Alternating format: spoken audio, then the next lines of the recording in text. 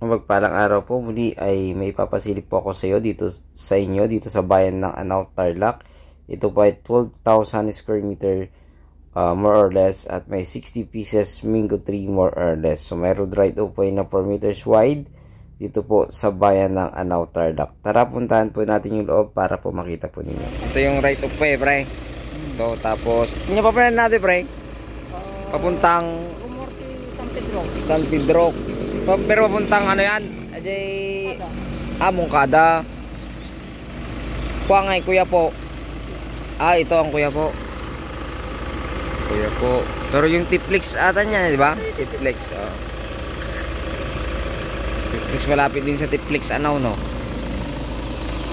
Ito yung right of way 4 meters.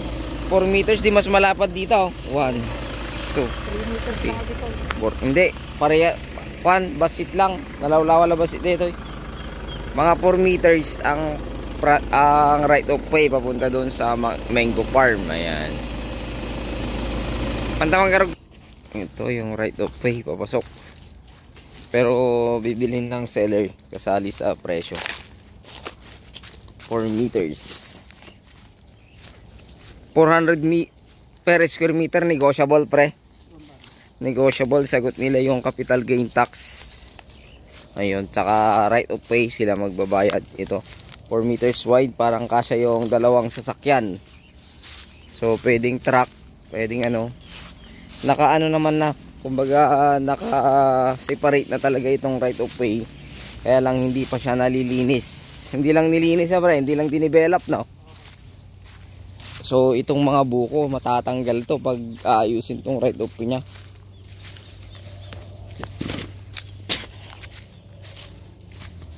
Ayan.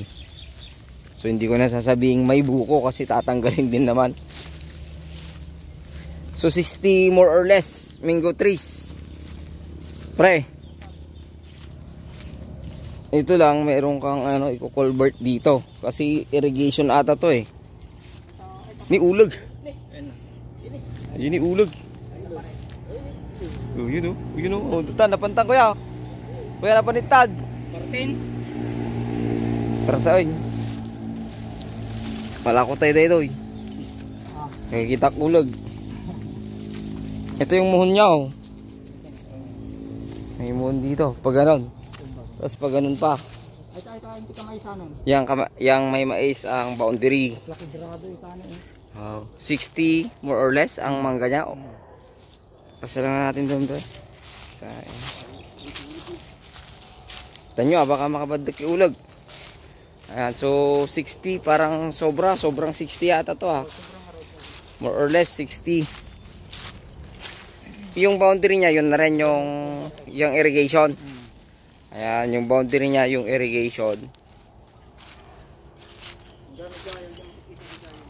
Ilang area to, pre? 12,000 square meter. Titled, pangalan ng seller. Titled, seller name daw po ito. Pero syempre papasend at kakausapin natin yung mismo yung seller po nito para po makuha natin. So yung boundary niya yan, yung irrigation, tulad ng irrigation doon kanina. So ito, ulitin ko, ito ay Anao, Tarlac, bayan ng Anao, Tarlac. 12,000 square meter, titled, seller name, 60 pieces more or less mango trees. Meron siyang road right of way na 4 meters. Sagot po ng seller po yon. 400 per square meter, negotiable naman po ito, kaya wala po tayong magiging problema. So yun po yung mga boundaries. Halos mangga. Halos mangga lang yung nakatanim, no, pre? Halos mangga lang. So yun, mayroong natumba doon na mangga. So ulitin ko, ito ay bayan ng Mongkada, Tarlac.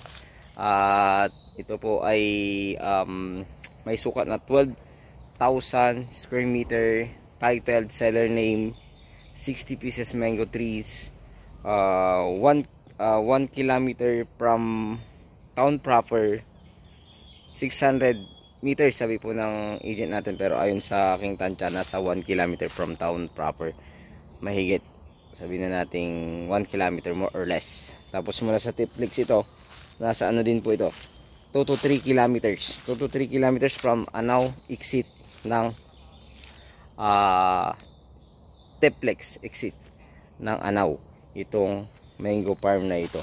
So kung gusto niyo ng farm ito, maganda kasi meron naman siyang 4 meters road right of way, napakaluwang.